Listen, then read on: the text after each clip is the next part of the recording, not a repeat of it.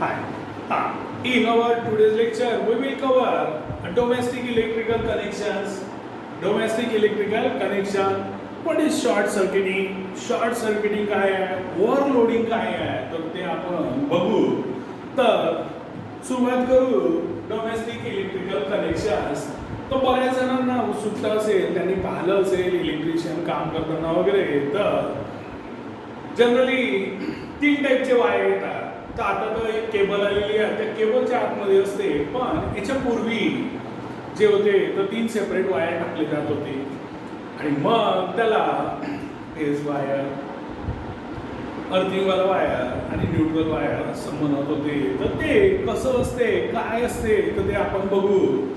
तर the electricity in our homes is brought through the main conducting cables either from the pole and from the underground cables.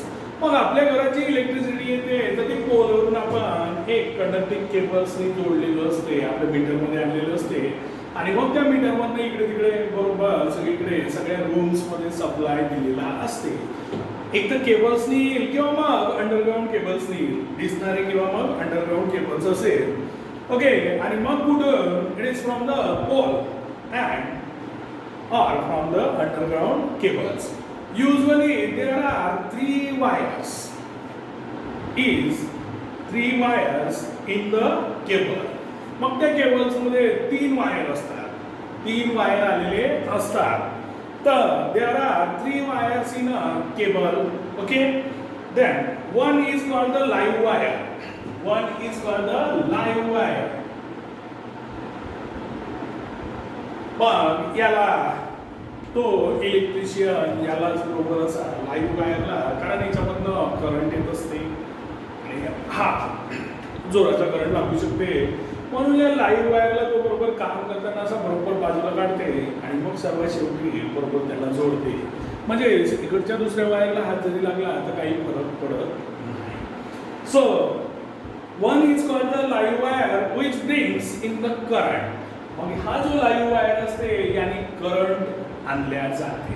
Which brings the current त्या पोलवरून. Okay. मग आता पोलवरून current येत आहे तर danger sine आहे, म्हणून त्याला जे वायर वापरले जाते तर ते त्या वायरचा कलर, त्याचं insulation covering it is red or a brown. It has a red or a brown insulation. आणि म्हणजेच मग काय होईल, रेड किंवा ब्राऊन इन्सुलेशन दिलेलं असेल आणि त्याला जर आपण बरोबर लाईव्ह वायर जर बनवलं तर काय होईल, कोणीही ते पूर्ण जर समजा उघडलं तर त्याला पहिले लक्षात येईल लाईव्ह वायर कोणता आहे आणि तो असा बरोबर त्याला वेगळं करून ठेवून देईल. म्हणजे जेणेकरून तिथे अपघात होणार नाही. म्हणजे कसा ते लाईव्ह वायर आणि त्याचं इन्सुलेशन कोणतं असेल, red or brown. Okay. The other wire is called as neutral wire. दुसऱ्या वायरला म्हणायचं न्यूट्रल वायर. ओके. आता सगळ्यांना माहिती आहे लाईव्ह वायरने इलेक्ट्रिक करंट आणला तर मग न्यूट्रल वायर इलेक्ट्रिक करंट काय करेल, परत करेल. कारण जर समजा आपल्याला जेवढा यूज करायचा आहे किंवा त्या सिस्टममध्ये तेवढा यूज झाला तर उरलेला परत पण केला पाहिजे. म्हणजे this neutral wire send that current. Okay, the other wire is called as neutral wire through which the current returns. आणि मग या वायरच्या थ्रू करंट काय होते, रिटर्न्स होते आणि it is blue or black. आणि मग याला ब्ल्यू किंवा ब्लॅक कलरने दाखवले जाते.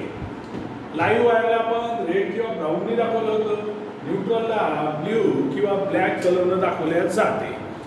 In India the voltage difference between the live and neutral wire is about 220 volt. आणि मग आपण पाहिलं होतं मागे पण मी सांगितलं होतं डोमेस्टिक यूज मध्ये आपण 220 व्होल्टचा पोटेन्शियल डिफरन्स असते. Potential difference between the 2 ends. These 2 ends are this live wire and the neutral wire here. The difference between this live wire and neutral wire is 220 volt in our domestic appliances or domestic electric connections. Okay, so the voltage difference between the live and the neutral wire is about 220 volt. Both these wires are connected to the electric meter through a fuse. आणि हे दोन्ही wire electric मीटरला जोडलेले असतात आणि कशाच्या through तर फ्यूजच्या through. तर फ्यूज बद्दल पण बोलतो मी नंतर. तर यांना जोडलेलं असते. आता राहिला आपला तिसरा wire. The third wire is called as earth wire. Third वायरला काय म्हणायचं अर्थ वायर. आणि मग तुमच्या इथं अर्थिंग केलेली आहे की नाही तर तो त्यापासून जो आलेला एक तिसरा वायर असते that is called as earth wire. The third wire is called as earth wire and is of yellow or a green colour. Yellow किंवा ग्रीन कलरचा असते त्याला म्हणायचं earth wire. Okay. And this is connected to a metal plate. आणि हा कोणाला connect केलेला असते तर मेटल प्लेट आपल्या घराच्या आजूबाजूला अशी थोडी गड्ड्यामध्ये गाडलेली असते आणि मग त्याला काय केलेलं असते तर हा वायर जोडलेला असते. So this is connected to a metal plate buried deep underground near the house and it is for the safety purposes. आणि मग असं जर अर्थिंग केलेलं असेल तर आपल्याला जनरली करंट लागत नाही. And it is for our safety purpose. It is for our safety purpose. अशा प्रकारचे 3 वायर असतात. Live wire, neutral wire, earth wire. म्हणजे पहा किती सिस्टमॅटिकली बनवलेलं आहे. डेंजर वायर बरोबर रेग्युलर. मग याला ब्ल्यू और ब्लॅक न्यूट्रलला आणि अर्थ वायरला येल्लो किंवा मग ग्रीन अशा प्रकारे दिलेला आहे. ओके. तर मग हा पण कशासाठी असते अर्थ वायर सेफ्टी पर्पजसाठी. Fuse wire is use to protect the domestic appliances. आता मग फ्यूज वायर जो फ्यूज टाकलेला असते त्याचं काम काय आहे तर आपल्या घरगुती जी उपकरणं आहेत त्याचं प्रोटेक्शन करणे. कारण काय होते कधी कधी एक्सेसिव्ह करंट येते आणि मग जर समजा तो करंट तसाच फ्लो होत राहिला तर आपले सगळे डोमेस्टिक अप्लायन्सेस खराब होण्याची प्रॉबिलिटी असते. जेव्हा एक्सेस करंट असते तर हा फ्यूज वायर काय होते हीट होते, गरम होते आणि मग तो मेल्ट होते. मेल्ट झाल्याबरोबर पुढचं कनेक्शन सगळं तुटलेलं असते आणि मग बाकी करंटच वाहणार नाही आणि मग आपल्या सगळ्या अप्लायन्सेसचं प्रोटेक्शन झालेलं असेल. So fuse wire is use to protect the domestic appliances if for some reason एखाद्या कोणत्याही कारणानं if for some reason the current in the circuit increases. जर समजा आपल्या घरच्या डोमेस्टिक सर्किटमध्ये जर समजा करंट इन्क्रीज झाला फॉर सम रिझन एक्सेसिव्हली म्हणजे लिमिटच्या पलीकडे खूप जास्त इन्क्रीज झाला तर the fuse wire gets heated up आणि मग त्यामुळे काय होईल की फ्यूज वायर गरम होईल, हिटेड अप होईल अँड मेल्ट्स. म्हणजे मग आपण म्हणतो फ्यूज गेला तर मेल्ट्स होऊन जाईल. द सर्किट गेट्स ब्रोकन आणि मग तिथून काय होईल तिथूनच पुढचं सर्किट केलेलं आहे तर फ्यूज वायरच मेल्ट झाल्यावर सर्किट ब्रोक होऊन जाईल, तुटून जाईल. म्हणजेच इकडे मग पुढे करंट वाहणार नाही. The circuit gets broken and the flow of current stops and thus protecting the appliances. आणि मग आपल्या घरची सगळी अप्लायन्सेस प्रोटेक्ट केली जातात. Okay. So this is from the domestic electrical connection. Now it is a short circuiting. तर short circuiting बघू आपण. It is a short circuiting. आता वायर पाहिलेल्या सगळ्यांनी वरचं कवरिंग असते. कधी कधी कुंदी किंवा मग कोणत्या कारणानं वरचं कवरिंग काय होते कट होते आणि मग आतमधला तो कॉपरचा होते तो आपल्याला दिसायला लागतो. असं जेव्हा वायर असते त्याला म्हणायचं बेअर म्हणजे काय वरचं कवरिंग निघालेला त्याचं इन्सुलेशन निघालेला वरचं कवरिंग निघालेला. So it is a short circuiting.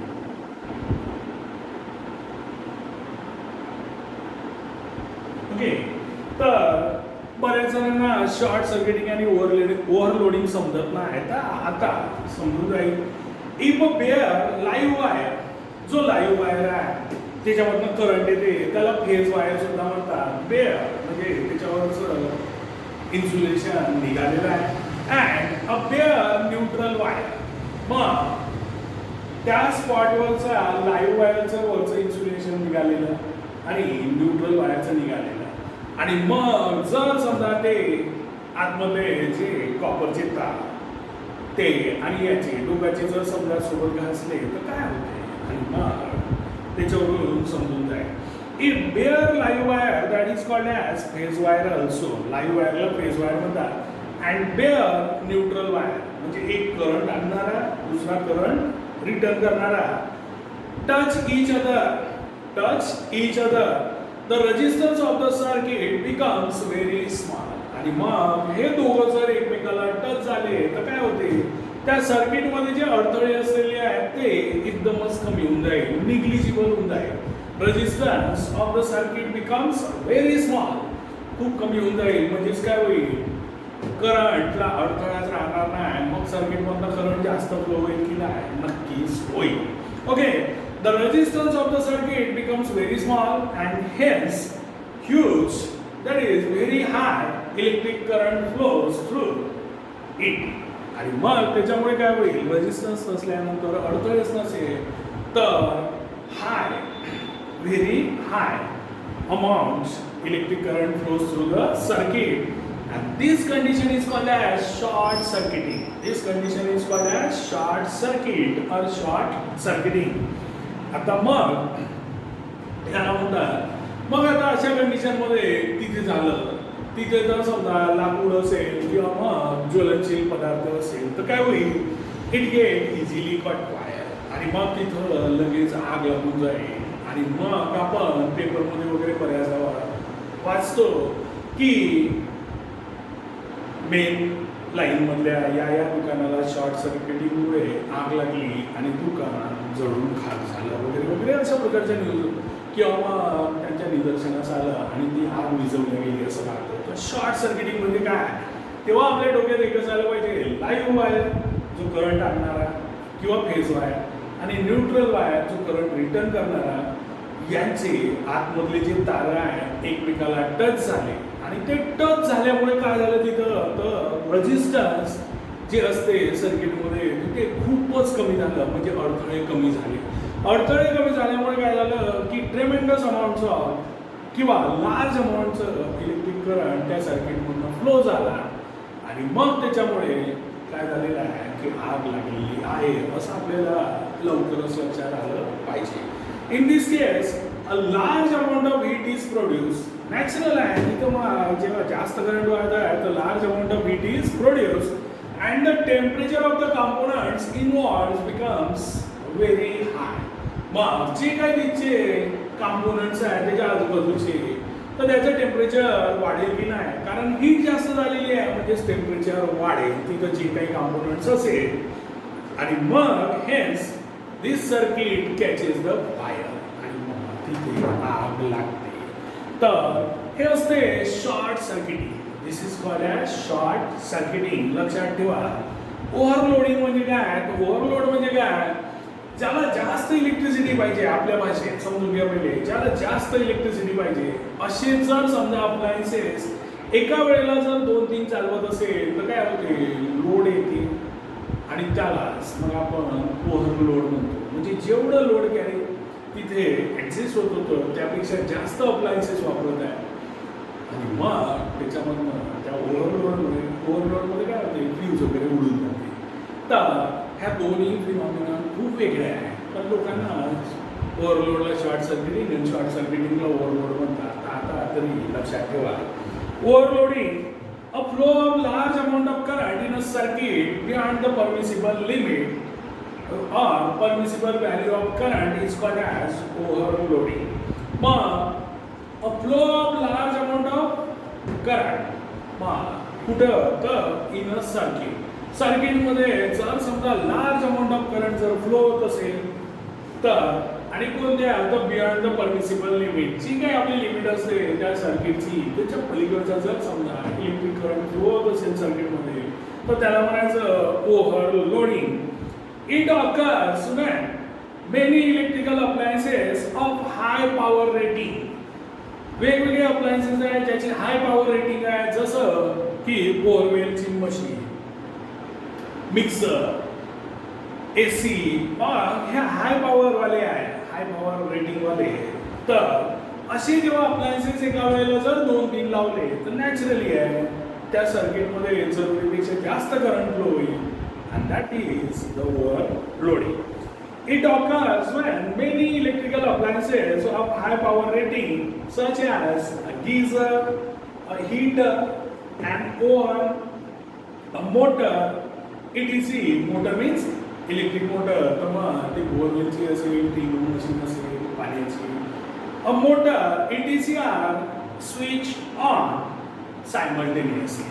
म्हणजे असे जर अप्लायन्सेस आहे की जे हाय पॉवर रेटिंग वाले आहे, हीटर, गीझर, इलेक्ट्रिक मोटर सारखे, एसी, असे जर समजा एकाच वेळेला सुरू केले तर मग ही फिनॉमिनन आपल्याला पाहायला मिळेल एकाच वेळेला, simultaneously. These are switch on आणि दिस कॅचेस फायर. याच्यामुळे सुद्धा कधी कधी आग लागते. Overloading can be avoided by not connecting many electrical appliances of high power rating in the same circuit. आणि ही ओव्हरलोडिंग प्रॉपरली जर समजा तिथे बरोबर कनेक्शन केलेले असेल, फ्यूज प्रॉपर बसवलेला असेल तर फ्यूज उडून जाईल. पण तो जर प्रॉपरली नसेल तर तिथे मग आग लागण्याचे पण चान्सेस असते. पण याला आपण इझिली अवॉइड करू शकतो. कसं तर हाय पॉवर रेटिंगवाले जे अप्लायन्सेस आहेत एका वेळेला चालवायचे नाही एका सर्किट, किंवा मग स्टेप बाय स्टेप चालवायचे, एकाचं द्यायचं दुसरं चालवायचं. So overloading can be avoided by not connecting many electrical appliances of high power rating in the same circuit. एका सर्किटमध्ये हाय पॉवर रेटिंगवाले इलेक्ट्रिकल अप्लायन्सेस एका वेळेला वापरायचे नाही. आणि त्याच्यापासून आपण ओव्हरलोडिंग अवॉइड करू शकतो. आणि जे काही विषय होणार आहे त्याच्यापासून ते आपण अवॉइड करू शकतो. तर all this is from the domestic electrical connection, short circuiting and overloading. So I will stop here.